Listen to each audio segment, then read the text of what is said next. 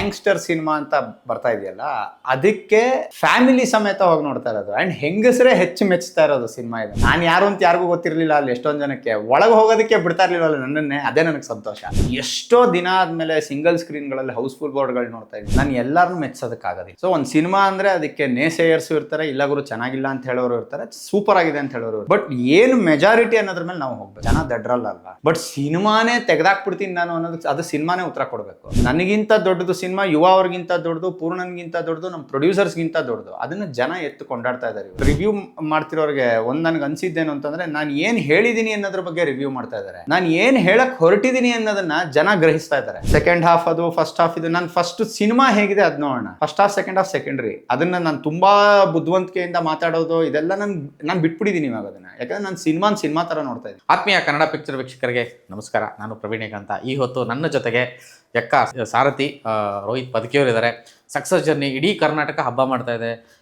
ಮಳೆ ಬಂದರು, ಚಳಿ ಆದರು, ರಾತ್ರಿ ಶೋಸ್ ಇದ್ದರು, ಟೆಂಟ್ ಇದ್ದರು, ಮಲ್ಟಿಪ್ಲೆಕ್ಸ್ ಇದ್ದರು, ಸಿಂಗಲ್ ಸ್ಕ್ರೀನ್, ಎಲ್ಲ ಕಡೆ ಎಕ್ಕ ತುಂಬ ಚೆನ್ನಾಗಿ ಹೋಗ್ತಾಯಿದೆ. ತುಂಬ ಸಂತೋಷದ ವಿಷಯ ಇದು. ನಾವೆಲ್ಲ ಸಂಭ್ರಮಿಸುವಂಥ ವಿಷಯ. ಇಡೀ ಚಿತ್ರರಂಗ ಸಂಭ್ರಮಿಸ್ತಾ ಇದೆ, ಪ್ರೇಕ್ಷಕರು ಸಂಭ್ರಮಿಸ್ತಾ ಇದ್ದಾರೆ. ಇಂಥ ಹೊತ್ತಲ್ಲಿ ನಾನೀಗ ರೋಹಿತ್ ಜೊತೆಗೆ ಒಂದಷ್ಟು ಈ ಸಿನಿಮಾದ ಗೆಲುವಿನ ವಿಚಾರಗಳನ್ನು ಮಾತಾಡುವಂಥ ಅದಕ್ಕೆ ಈಗ ಪ್ರಯತ್ನ ಮಾಡ್ತೀನಿ. ನಮಸ್ಕಾರ ರೋಹಿತ್, ಮೊದಲಿಗೆ ಅಭಿನಂದನೆಗಳು.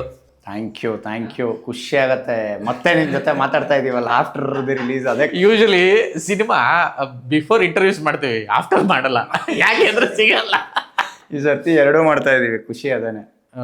ತುಂಬ ದೊಡ್ಡ ಸಂಭ್ರಮ. ಅಂದರೆ ನನಗೇನೆ ಖುಷಿ ತಡಿಲಾರ್ದೆ ಥಿಯೇಟ್ರಲ್ಲಿ ನೋಡ್ಬಿಟ್ರೆ ನಾನು ವೀಡಿಯೋ ಮಾಡಾಕ್ಬಿಟ್ಟೆ ಅವತ್ತು. ಅಂದರೆ ಅಷ್ಟು ಸಂಭ್ರಮ. ಫ್ಯಾಮಿಲೀಸು ಮುಂದ್ಗಡೆ ಸೀಟಿನವರೆಗೂ ಎಲ್ಲ ಕೂತಿದ್ದಾರೆ, ಮತ್ತು ಸಂಭ್ರಮಿಸಿದ್ರು ಸಿನಿಮಾನ ಹಂಗೆ. ಸೊ ಆ ಕಾರಣಕ್ಕೆ ಮೊದಲಿಗೆ ಅಭಿನಂದನೆ. ಇದೊಂದು ನಿರೀಕ್ಷೆ ಇತ್ತಾ? ಅಂದರೆ ನನಗೆ ಕೆಲವು ಸರ್ಪ್ರೈಸ್ಗಳಿದೆ. ಅಂದರೆ ಈ ಫಿಲಮ್ ರಿಲೀಸ್ ಆದಮೇಲೆ ನನಗೆ ಆಗ್ತಿರೋ ಸರ್ಪ್ರೈಸ್ಗಳು. ಫಾರ್ ಎಕ್ಸಾಂಪಲ್ ಏನಂದರೆ, ನಾನು ನೆನ್ನೆನೂ ಅದನ್ನೇ ಡಿಸ್ಕಸ್ ಮಾಡ್ತಾ ಇದ್ದೆ ಹೀರೋ ಸರ್ ಜೊತೆನೂ. ಏನು ಅಂದರೆ, ಗ್ಯಾಂಗ್ಸ್ಟರ್ ಸಿನಿಮಾ ಅಂತ ಬರ್ತಾ ಇದೆಯಲ್ಲ, ಅದಕ್ಕೆ ಫ್ಯಾಮಿಲಿ ಸಮೇತ ಹೋಗಿ ನೋಡ್ತಾ ಇರೋದು. ಆ್ಯಂಡ್ ಹೆಂಗಸರೇ ಹೆಚ್ಚು ಮೆಚ್ಚುತ್ತಾ ಇರೋದು ಸಿನಿಮಾ ಇದನ್ನು. ಆ್ಯಂಡ್ ಅದು ನಮ್ಮ ಮಲ್ಟಿಪ್ಲೆಕ್ಸ್ಗಳಲ್ಲಿ ಹೌಸ್ಫುಲ್ ಓಡ್ತಾ ಇರೋದು. ಯೂಶಲಿ ಲಾಂಗು ಮಚ್ಚು ಅದು ಇದು ಬರೀ ಅದೇ ಮಾತಾಡ್ತಿರ್ತಾರಲ್ಲ. ಸೊ ನನಗೆ ಐ ವಾಸ್ ಪ್ರಿಟಿ ಶ್ಯೂರ್ ಇದು ಲಾಂಗು ಮಚ್ಚು ಸಿನಿಮಾ ಅಲ್ಲ, ರಕ್ತಪಾತ ಇಲ್ಲ ಇದರಲ್ಲಿ.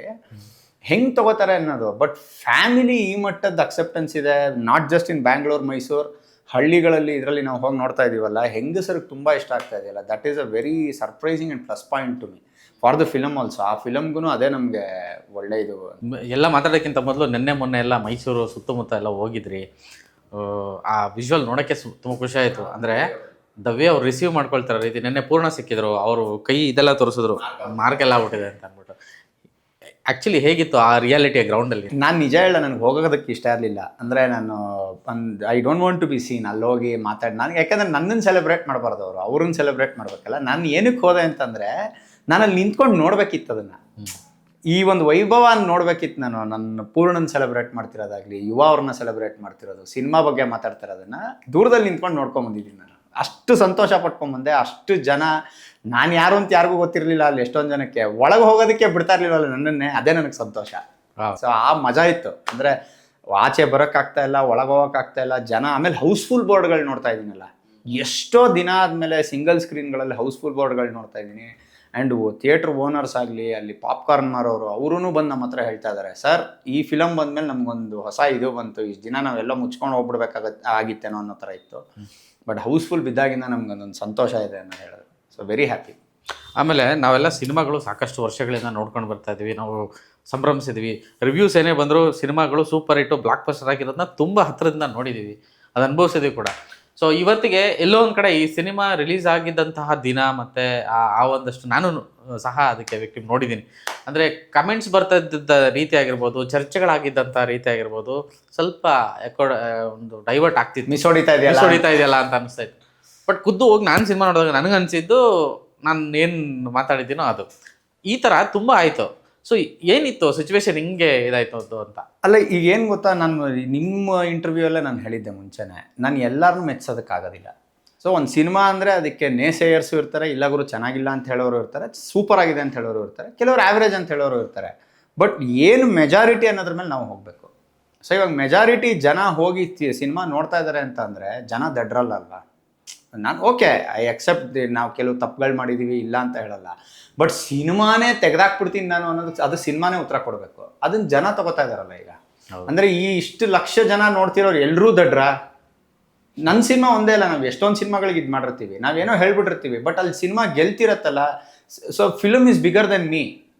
ನನಗಿಂತ ದೊಡ್ಡದು ಸಿನಿಮಾ, ಯುವ ಅವ್ರಿಗಿಂತ ದೊಡ್ಡದು, ಪೂರ್ಣನ್ಗಿಂತ ದೊಡ್ಡದು, ನಮ್ಮ ಪ್ರೊಡ್ಯೂಸರ್ಸ್ಗಿಂತ ದೊಡ್ಡದು. ಅದನ್ನು ಜನ ಎತ್ತು ಕೊಂಡಾಡ್ತಾ ಇದ್ದಾರೆ ಇವತ್ತು. ಅಲ್ಲಿಗೆ ಅಲ್ಟಿಮೇಟ್ ಜನನೇ, ಅಲ್ಟಿಮೇಟ್ ಜಡ್ಜ್ ಇಸ್ ಪೀಪಲ್. ಅವ್ರು ಒಪ್ಕೊಂಡ್ರೆ ಮುಗೀತು. ಇನ್ನೊಂದೇನು ಅಂತಂದರೆ, ಈಗ ನಾನು ರಿವ್ಯೂ ಮಾಡ್ತಿರೋರಿಗೆ ಒಂದು ನನಗೆ ಅನಿಸಿದ್ದೇನು ಅಂತಂದರೆ, ನಾನು ಏನು ಹೇಳಿದ್ದೀನಿ ಅನ್ನೋದ್ರ ಬಗ್ಗೆ ರಿವ್ಯೂ ಮಾಡ್ತಾ ಇದ್ದಾರೆ. ನಾನು ಏನು ಹೇಳಕ್ಕೆ ಹೊರಟಿದ್ದೀನಿ ಅನ್ನೋದನ್ನು ಜನ ಗ್ರಹಿಸ್ತಾ ಇದ್ದಾರೆ. ಅದಕ್ಕೆ ಬಹುಶಃ ಹೋಗ್ತಾ ಇದ್ದಾರೆ ಅನ್ಸುತ್ತೆ. ಆ್ಯಂಡ್ ಫ್ಯಾಮಿಲಿ ಸೆಂಟಿಮೆಂಟ್ ಇದೆಯಲ್ಲ, ಅಂದರೆ ನಾನು ಹೇಳ್ತಿರೋದು ಕುಟುಂಬ ಸಮೇತ ಹೋಗಿ ನೋಡೋಣ ಅನ್ನೋ ಒಂದು ಸೆಂಟಿಮೆಂಟ್ ಬಿಲ್ಡ್ ಆಗಿದೆಯಲ್ಲ ಸಿನಿಮಾಗೆ, ಅದು ನನಗೆ ಈ ಸಿನಿಮಾಲಿ ನಾನು ಅದನ್ನೇ ಹೇಳಕ್ಕೆ ಹೊರಟಿದ್ದೆ ಅನ್ಸುತ್ತೆ.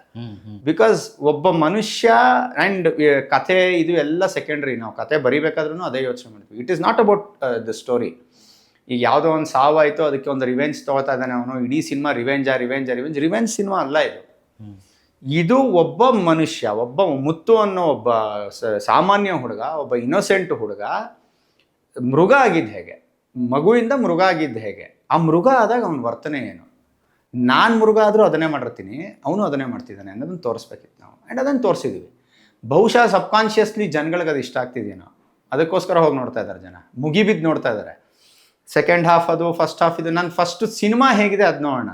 First half second half secondary. ಅದನ್ನು ನಾನು ತುಂಬ ಬುದ್ಧಿವಂತಿಕೆಯಿಂದ ಮಾತಾಡೋದು ಇದೆಲ್ಲ ನಾನು ಬಿಟ್ಬಿಟ್ಟಿದ್ದೀನಿ ಇವಾಗ ಅದನ್ನು. ಯಾಕಂದರೆ ನಾನು ಸಿನಿಮಾ ಥರ ನೋಡ್ತಾ ಇದ್ದೀನಿ.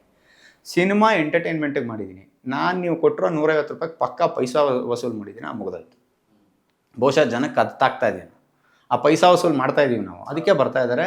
ಆ್ಯಂಡ್ ವರ್ಡ್ ಆಫ್ ಮೌತ್ ಇಲ್ಲದೆ ಹೋದರೆ ಮೊದಲನೇ ದಿನನೇ ಸಿನಿಮಾ ಹೋಗ್ಬಿಡ್ಬೇಕಿತ್ತು.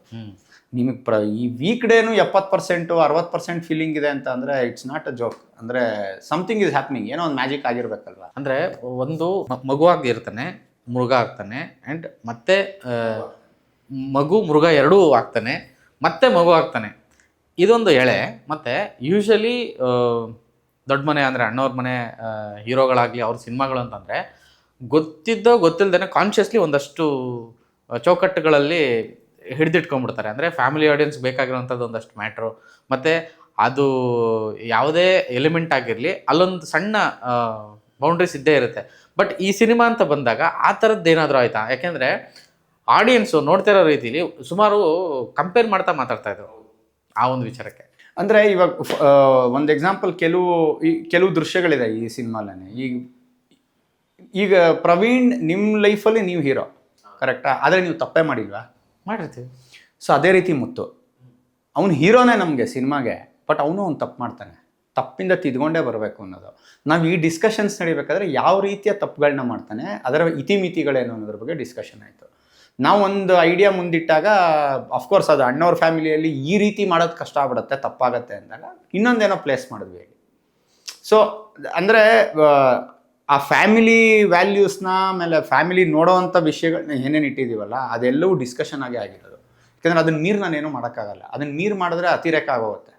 ಸೊ ಆ ಬೌಂಡ್ರಿ ಇಟ್ಕೊಂಡು, ಆ ಚೌಕಟ್ಟು ಇಟ್ಕೊಂಡು ತುಂಬ ಸೃಜನಶೀಲತೆಯಿಂದ ಏನೇನು ಹೇಳೋಕ್ಕಾಗತ್ತೋ ಅಷ್ಟನ್ನು ಹೇಳಿದ್ದೀವಿ. ಕಸ್ವರ್ಡ್ಸ್ ಇದೆ, ಕೆಟ್ಟ ಪದ ಬೈತಾರೆ, ಹೀರೋನೇ ಬೈತಾರೆ. ಸಂಪದ ಹೀರೋದು ಒಂದು ಸೀನ್ ಇದೆ, ಅದರಲ್ಲಿ ಸಿಕ್ಕಾಪಟ್ಟೆ ಕೋಪ ಬರುತ್ತೆ ಹೀರೋ ಮೇಲೆ, ಏನಕ್ಕೆ ಹಿಂಗಾಡ್ತಾ ಇದ್ದಾನೆ ಅಂತ. ಆ ಕೋಪ ಬರಬೇಕು ಅಂತಲೇ ಮಾಡಿದ್ದು, ಯಾಕಂದರೆ ಅವ್ನು ಮೃಗ ಆಗಿದ್ದಾನೆ. ಹೌದು. ನಾನು ಆ ವಿಷಯನ ತುಂಬ ಕಾನ್ಷಿಯಸ್ಲಿ ಇಟ್ಟಿರುವಂಥ ಸೀನ್ಗಳವೆಲ್ಲ. ಅಂದರೆ ಈಗದು ಯಾರು ಹಿಂಗೆ ಮಾಡ್ತಾರೆ, ಎಲ್ಲರೂ ಮಾಡ್ತೀವಿ. ನಮ್ಮ ಮನೆಯಲ್ಲಿ ನಾವು ಹೆಣ್ಮಕ್ಳನ್ನ ಅದೇ ರೀತಿ ಟ್ರೀಟ್ ಮಾಡಿರ್ತೀವಿ.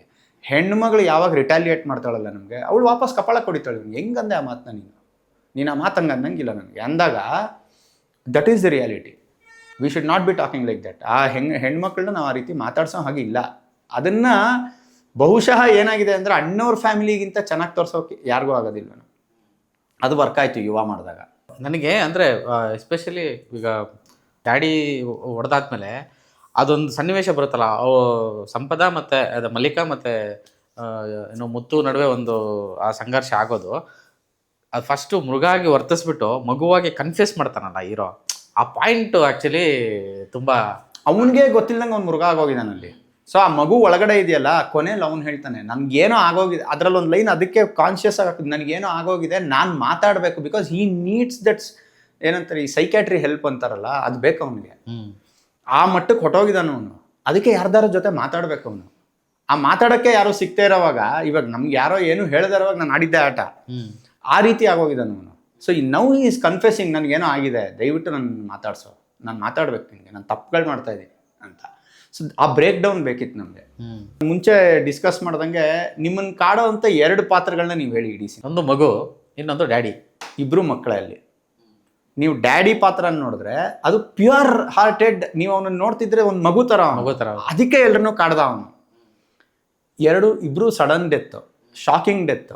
ಯಾರ ಕೈಯಿಂದ ಸತ್ರು? ಒಬ್ಬ ಮೃಗನ ಕೈಯಲ್ಲಿ ಸತ್ತ, ಮಗು ಸತ್ತೋಯ್ತು. ಇನ್ನೊಂದು ಡ್ಯಾಡಿ ಸತ್ತಿದ್ದು ಒಬ್ಬ ಮೃಗನಿಂದಾನೆ. ಹೌದು. ಯಾರು ಅಂದರೆ ಮುತ್ತು. ಹ್ಮ್ ಆ ಮೆಟಫರ್ನ ಪ್ಲೇಸ್ ಮಾಡಿದ್ವಿ ನಾವು. ಇಲ್ಲ ಅವ್ನು ಡ್ಯಾಡಿ ಸಾಯಬಾರ್ದಾಗಿತ್ತು, ಅವನನ್ನ ಯಾಕೆ ಸಾಯಿಸ್ಬಿಟ್ರಿ, ಅವನಿಂದಾನೇ ಕತೆ. ಕಾಮಿಡಿ ಕ್ರಿಯೇಟ್ ಮಾಡೋದಕ್ಕೋಸ್ಕರ ನಾ ಪಾತ್ರ ಮಾಡ್ತಾ ಇಲ್ಲ. ನನಗೆ ಮುತ್ತು ಕತೆ ಏನಾಗಬೇಕು, ಮುತ್ತುವಿಂದ ನನಗೆ ಏನೇನಾಗಿದೆ ಆ ಕಥೆಯಲ್ಲಿ ಅದು ಬೇಕಿತ್ತು. ಸೊ ಆ ಎಲಿಮೆಂಟ್ ಇಟ್ಕೊಂಡು ಅವರಿಬ್ಬರನ್ನೂ ಹೊಡೆದಿದ್ದು. And that was a metaphor.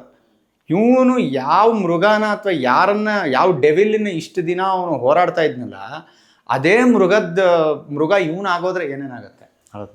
ಇವನು ಅದೇ ತಪ್ಪುಗಳು ಮಾಡೋಕ್ಕೆ ಶುರು ಮಾಡ್ತಾನೆ ಅನ್ನೋದನ್ನು ತೋರಿಸ್ಬೇಕಿತ್ತು. ಆ್ಯಂಡ್ ಆಲ್ಸೋ ಏನಾಗುತ್ತೆ, ಬರೀ ಪ್ರೊಫೆಷ್ನಲ್ ಪ್ರಾಬ್ಲಮ್ಗಳಿರಲ್ಲ ಅವನಿಗೆ.